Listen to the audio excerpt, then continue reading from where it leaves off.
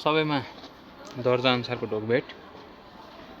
हिजो आज यो सामाजिक सञ्जालतिर चरेसको थालमा लिँड भेट्यो भनेको छ। त्यो के को लिँड हो? त्यो मुसाको लिँड हो कि बिरलाको लिँड हो कि होइन छुचुन्द्रको हो कि के को लिँड भेट्यो? त्यो यालिएडे लिँड होइन।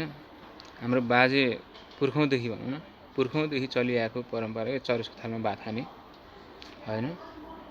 त्यो ढोलटको अङ्खरा करुवामा प्रयोग गर्ने त्यो हाम्रो पुरानो रीतिरिवाज चलन चल्ती हो र आज पनि हामी त्यसकै प्रयोग गर्दै आइरहेका छौँ। यो 81 यो लिँड किन देखा पर्यो? यो पहिला किन देखेन, अहिले कसरी देखा पर्यो?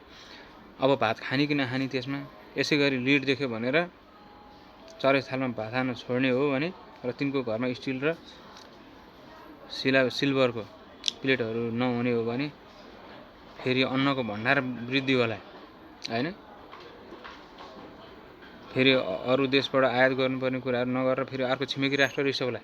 यहाँ धेरै गम्भीर कुरो छ। यहाँ लहरो तान्दा पहरो खस्न सक्छ। त्यसकारण त्यो चरेसको थालमा लिँड भेटेको हो कि होइन? त्यो पित्तलको थालमा पाइने कुरा चरेसको थालमा कसरी भेट्यो? यो कसले छानबिन गर्ने हो? यो देशमा कुनै निकाय छ?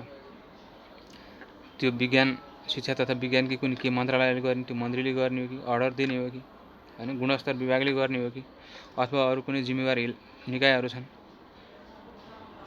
त्यो गर्नु पर्यो। यदि त्यसो हो भने यो फ्याक्ट्री कहाँबाट म्यानुफ्याक्चर हुन्छ? त्यो कसले डिस्ट्रिब्युट गर्छ होइन? यसले कत्रो ठुलो असर गर्छ? त्यसको म्यानुफ्याक्चर होला, त्यसको डिलर होला, त्यसको डिस्ट्रिब्युटर होला, हरेक रिटेलहरूमा त्यो सामानहरू होला। त्यसरी लिँड भेटिने हो भने आज मात्र कसरी भेट्यो? त्यो हजुरबाबु जिजुबाबुको पालामा किन भेटेन? पहिला किन भेटेन? अथवा यो चरेसको थाल बिक्री गरेर धेरै आम्दानी गर्यो भनेर छिमेकी पसलले त्यो स्टिलको थाल बेच्नेले पो उपाय निकालेको हो कि? यसको सत्य तथ्य छानबिन हुनुपर्छ। यो मेरो विनम्र अनुरोध छ नेपाल सरकारप्रति।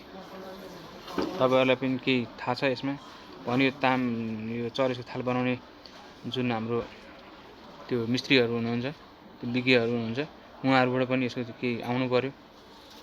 खाली चाहिने सोसियल मिडियामा हालेको छ, यता रातो भनेको छ, सेतो हाली रातो निकाली भनेको छ, के हो यस्तो? यो मान्छे अन्यलमा पर्यो, अन्यलमा पार्न भएन।